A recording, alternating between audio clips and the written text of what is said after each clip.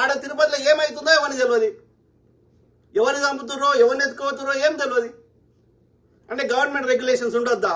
మీరు సమాజంలో ఉండే మనుషులు కాదా?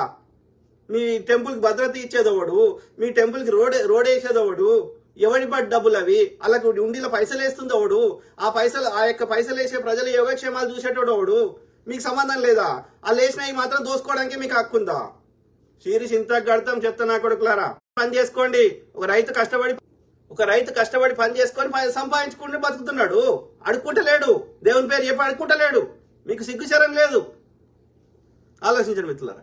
సో ఆ క్రమంలో అయితే ఈ యొక్క ఆత్మహత్య చేసుకుంటున్నారు అని కవరప్ చేసుకునే ప్రయత్నం చేస్తే అక్కడ కమిటీ సభ్యులు ఏమడిగిరు, ఆ పోలీసు వాళ్ళని కానీ అధికారులను అడిగితే ఏమడిగినరు, మరి తిరుపతి కూడా ఫేమసే కదా, అట్లా వేరే స్థలాల్లో కూడా ఫేమస్ గుళ్ళు ఉన్నాయి కదా, మరి అక్కడెందుకు జరుగుతలేవు ఈ ఆత్మహత్యలు అని అడిగినారు. వాళ్ళ దగ్గర సమాధానం లేదు.